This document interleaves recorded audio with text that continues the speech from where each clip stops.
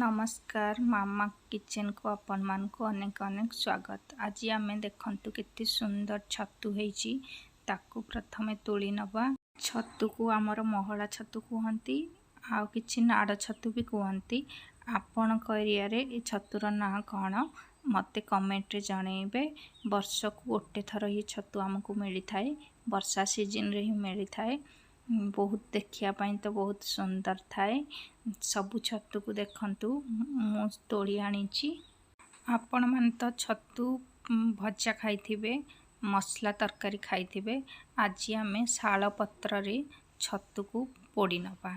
से तो बहुत टेस्ट कहीं ना पत्रर स्मेल आ छतुर स्मेल बहुत बढ़िया लागिवो। चलंतु ताहले ए रेसिपी बनेना। छतु को आमे एपरी भाबरे काटी नबा। ताकू गोटे घंटा पाई पानी रे भिजिवा पाई छाड़ी दबा। पानी रे छाड़ी दबा द्वारा आमर छतुर जहाँ बाली कादुआ लगी थाए से सबू भल भाबरे सफा हो जाई थाए। छतु को आमे भल भाबरे धोई नबा परे सेथिरे 5 चामच तेल पके नबा। स्वाद अनुसार लूण पके दबा। कंचा लंका 2टा पके नबा। रसुण छेचा अल्प पके नबा। सोरिष बटा 1 चामच पके नबा। हलदी पाउडर हाफ टी स्पून पके नबा। Red chilli powder half teaspoon पके नबा।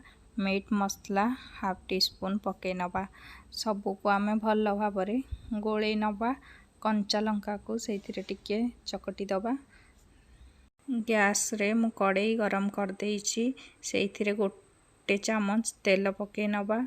शाल पत्र रे तैयारी हेथिबा से पोड़िया को सेथिरे स्लो फ्लेम रे ताको बसई दबा। एपट सेपट करिकी 15 रु 20 मिनट पर्यंत ताको छाड़ी देला परे 15-20 मिनट पर मोर देखंतु छतु पोड़ाटी रेडी हो जाइछि।